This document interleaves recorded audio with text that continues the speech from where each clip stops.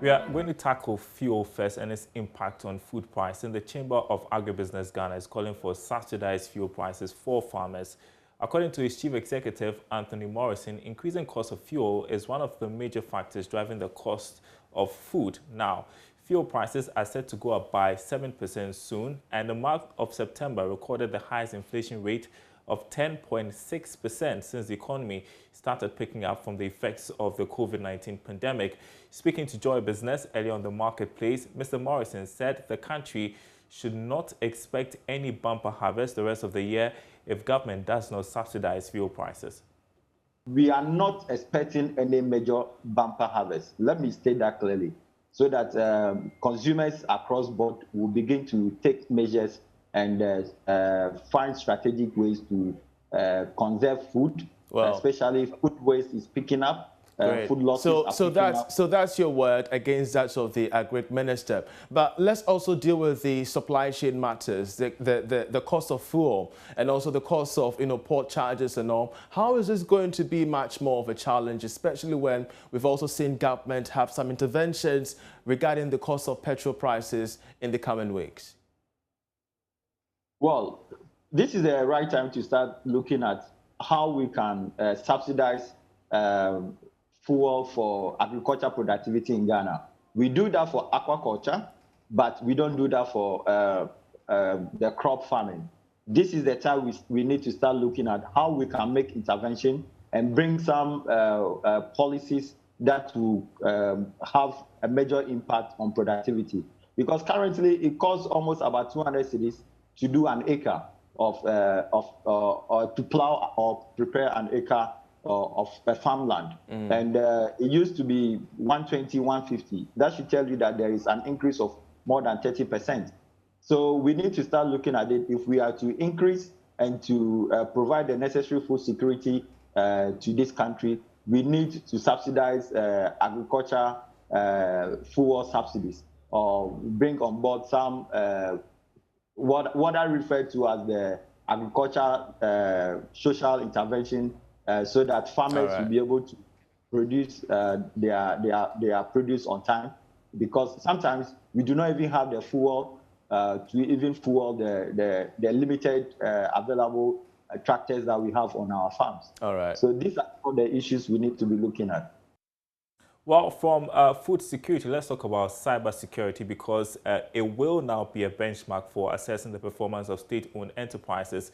That's according to the Director General of the State Interests and Governance Authority, Stephen Asamoah-Boateng, now speaking at a workshop on the Cybersecurity Act 2020 for chief executives of state-owned institutions. Mr. Asamoah-Boateng said his outfit is bent on working with SOEs to protect the operations or information against cyber attacks. There's more in this report. Ghana's new Cybersecurity Act creates awareness on cybercrime trends while building capacity on cybersecurity among Ghanaians. As part of this year's National Cybersecurity Awareness Month, chief executives of state-owned institutions have been entreated to be proactive in dealing with issues of cybercrimes. Speaking to Joy Business, Mr. Asamoah-Boateng said CEOs and workers of state-owned institutions stand to lose their bonuses when they do not deal with cybersecurity issues properly.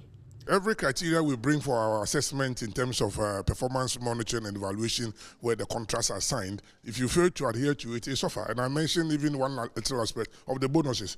You see, I know how people operate. If you hit them in the pocket, they behave quickly. So if it's a bonus, their salary, I can't cut their salary. But even there, if you misbehave and the criteria, you'll be punished. There are penalties in the law of SIGA. The same thing, there are penalties in this act. So if they don't adhere to the rules and they don't protect themselves and they don't listen, and it's part of the criteria we use to assess them, yes, they will have penalty. They will suffer penalties. On engagement with the private sector, Mr. Asamoah-Boateng was of the view that the sector has been responsive and ready to work collectively with the state to ensure a secure and resilient digital economy. Actually, they started even earlier, even before the act came in. You know, private people are always looking after their profits quickly than public in a way that we are not happy. And that's why my office is also trying to catch up with the private sector in some ways. But so they started something. But this is a new law, a new act. And so if you look at the functions of the act, it talks about private sector participation. So I am in touch with the gentleman called Ernest DeGraft Ejiri, who normally runs the CEO Summit, and that involves private sector business people. And so we are collaborating on that and bring the private sector people on board into this kind of cybersecurity sector operations. The key thing is for us to work together, because if it hits the private sector, it's Ghanaians who suffer. If it hits the private sector, it's the Ghanaians who suffer. So we have to come together, and we are working. So me and Nigeria are also working on this matter. The new act seeks to develop national capacity, deter cybercrime, and strengthen cybersecurity cooperation. James Eshen's report for Joy Business. And while speak of cyber attacks, state enterprises and big companies are not the only targets. Small businesses are big targets too. Now, roughly 83% of business owners don't have a contingency plan for dealing with security threats. And when faced with smaller attacks, they can be incredibly costly and time-consuming. Tonight on Joy Business Social, I'll be engaging Alexander Pong, in charge of awareness creation and capacity building at the Cybersecurity Authority, on how you can protect your business against cyber attacks. Also joining the discussion will be CEO of Global Secure Solutions, Adam Gliming. Now, Joy Business Social is live across our social media platforms. It's happening at 6 p.m. Don't miss it. To other news now, the Bank of Ghana is warning the general public to be wary of a money doubling scheme operating in Ghana under the pseudonym World Remit. According to the Bank of Ghana, the scheme is fraudulent and does not reward investors as promised. There's more in this report. According to the central bank, this fraudulent scheme is distinct from the globally renowned fintech World Remit, which is in the business of international fund transfers. This scheme encourages customers to select preferred packages, following which a code is generated by the fraudsters, with which they obtain the WhatsApp accounts of their victims for spurious purposes. The Bank of Ghana cautions against patronage of this and other similar unsanctioned schemes, adding it has not licensed any entity or individual engaged in money doubling. It advised the public to verify the licensing status of persons or entities prior to depositing funds with them, as well as place deposits only with the institutions licensed by the Bank of Ghana. It also cautioned the public not to participate in this illegal and fraudulent activity to avoid loss of funds, but then added that any individual or entity that participates in such or similar schemes does so at their own peril.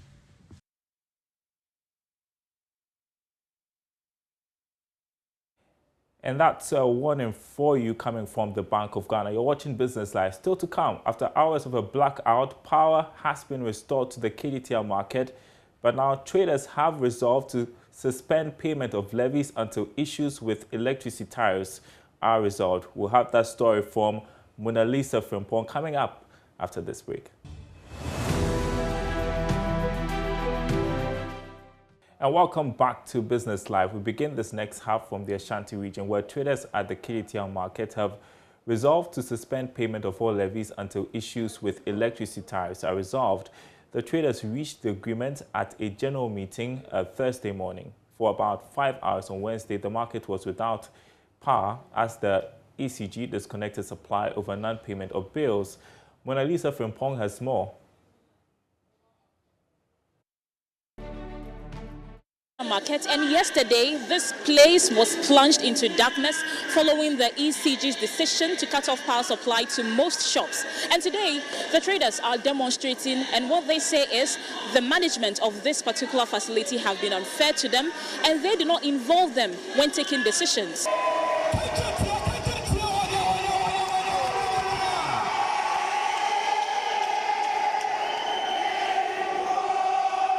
Traders at the KDTL market have clamored for the installation of meters for each shop as they complain of high electricity charges.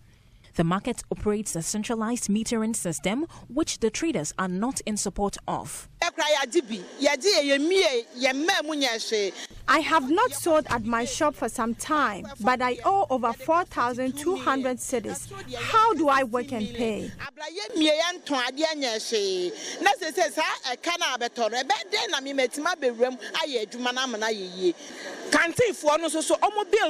Individuals selling at the canteen are paying 2,500 in a month.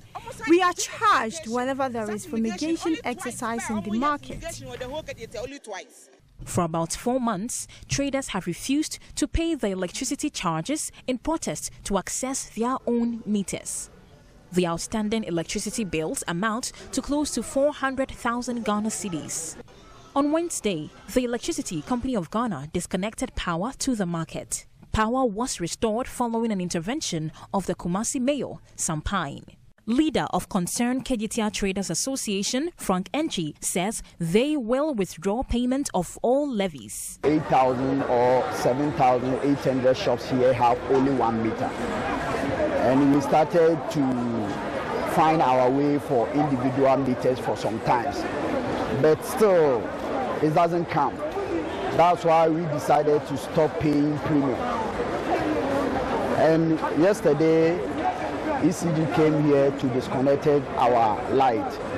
So we decided to meet here to talk to our people that we are still in stand of stop paying the premium and other service charges until the leaders bring the meters to us. Currently, leaders of the Kejitia market traders are in a meeting with the Kumasi Metropolitan Assembly, and they say that if the issues are not resolved, the worst they can do is to hit the streets and hawk, just like the other traders. From Kumasi for JoyNews, Mona Lisa Frimpong reporting. Well, from the Kejitia market to the Gushegu cattle market, the Ghana Development Communities Association, GDCA, in partnership with the Gushegu Municipal Assembly, has built a modern livestock market with auxiliary facilities in Gushegu in the northern region. The project, which was executed by GDCA Community Life Improvement Program with funding from the Acting for Life, is aimed at boosting the production of quality livestock and the creation of markets for supply of animals. Northern region correspondent Martina Bugri filed this report. The market, which began operation in April, was constructed at a cost of 512,000 Ghana cedis and expected to boost livestock production in the eastern corridor of the northern region. It is also expected to increase the revenue mobilization of the assembly and help resolve conflict between herdsmen and farmers. Speaking at the commissioning of the project, the chairman of the GDCA, Dr. Al-Hassan Osman, said the market would increase revenue, which will translate into development of the area. The livestock market in Gusau is probably one of the highest sources of internal generated revenue to the Municipal Assembly to support development projects in the area. It is for this reason that GDCA, in collaboration with the Gusau Municipal Assembly, provided an amount of 511,184.28 pesos for the construction of this Mamington livestock market and auxiliary facilities here in Gusau. We have no doubt that this important market facility will boost livestock trade and economic development in the eastern corridor of Ghana. The Deputy Minister for Agriculture, Alhaji Hadi Tufero, said there is a huge potential market for the livestock sector. I wish to draw your attention to the fact that trade between countries in the sub-region is estimated to generate over $73.5 million US annually from the livestock and cereals alone, and creates more than 20 million jobs. This shows that there's a huge potential for international trade within the sub-region, especially within the establishment of the African Continental Free Trade Area. The Gushegu area is no doubt a strategic livestock production and marketing zone in the eastern corridor of Ghana. where multiple actors in the livestock value chain converge to do businesses to earn decent livelihood. Executive Director of the Acting for Life, Benrad Labelle, said revenue of the assembly has increased considerably since the operationalization of the market. This discourse does not highlight the positive benefits that are drawn from livestock mobility for local communities. The market here in Bouchegou is a perfect example. Prior to construction, GDCI worked together with the Assembly and the Market Committee to clarify the governance of the market and ensure transparency of the market revenues. The chief transferred to the local community the land for the market use and the local community. Delegated the management to the Market Committee. Before construction, the Assembly received on average 400 Ghana cedis each week. After construction, the Assembly has been receiving up to 3,000 Ghana cedis per week. Through this system, the revenue from the market has increased considerably for the local assembly, and in doing so, the benefits of livestock mobility can be felt by the local community. The chairman of the Ghana Cattle Ranching Committee, Dr. Kwame Opong Anani, said there was the need for a national policy on pastoral transhumance. Meat consumption is about half the average of meat consumed by developing countries. All the development countries together, and far below the global average. This renders the nation's meat intake very low. A significant quantity of meat consumed in Ghana comes from what is obtained from livestock brought into the country by the transhuman herdsmen. Without this, the country will have a serious deficit in meat supply. Furthermore, the herdsmen supply our farmers with quality animals for breeding purposes.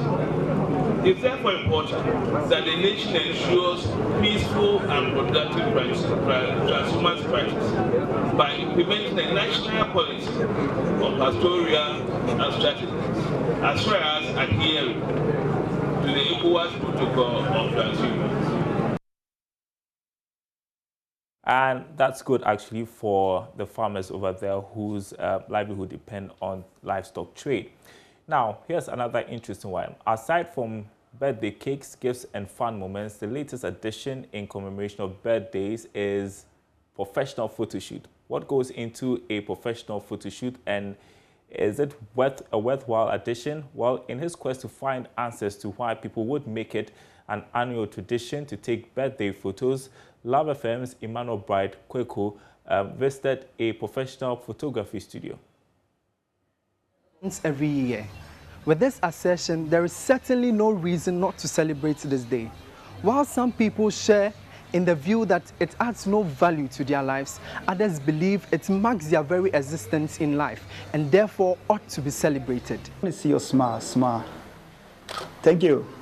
Bright Techi is a professional photographer and owner of MT Bright Graphics. His journey of capturing people's joyous moments with his exceptional photography skills started in 2014. He tells me this sector of his business is a booming market due to the recent craze for professional birthday photoshoots. Because of social media, the birthday photo shoot became like popular. So I started 2018 photo shoots on birthdays. I have packages, but averagely I take 100 cities for 5 pictures. In a week I get more than 10 clients in a week, and also in a month I get more than 30 people. As every other professional photographer, Bright first prepares his studio with colorful settings to complement the exquisite photos he wishes to take. Photography is all about art, so I have my background here, and I also have a couple of seats. I have a circular one, I have standing one, and I also have my lighting system. I have my softbox, my reflectors, and speed light. So I use all these things to get quality pictures.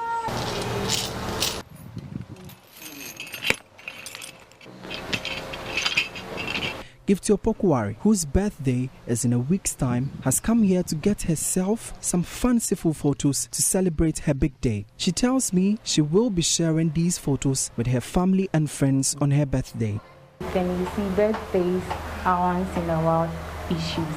So at least you have to take pictures, you share with your families and friends for fun, sometimes to put it in your album. Before Gifty strikes poses for her photos, she's first accessorized and dressed up by a makeup artist. Another prep session of photography which hinders people from taking professional birthday shoots is the makeup. They argue it's expensive and a headache to sit for hours to get a complete makeover. To ascertain their session, I made some enquiries from the makeup artist here at the photo studio. I found out from her how much she makes for a birthday makeover. Abigail Sapon explains the business is lucrative and gets a lot of customers for a birthday makeover. For a birthday photo shoot and events, we do charge like 300 cedis. But then if you want the accessories and you want us to dress you like this one, you pay like, let's say 500 cedis for a birthday shoot. Like, look to your jewelries, look at it, yeah. Thank you, I like it. Beautiful. So you've had it, the cost, the makeup, and a small stress. Are you willing to commemorate your birthday with a professional photo shoot or ordinary photos? Reporting for Joy News, my name is Emmanuel Bright Kweku. Answer to that, why not pamper yourself on your birthday? That's Business Live tonight. Thanks for watching, everyone. More news on our website, myjoyonline.com/business. There you go. The day's latest stories over there, myjoyonline.com/business. And we'll see you same time tomorrow.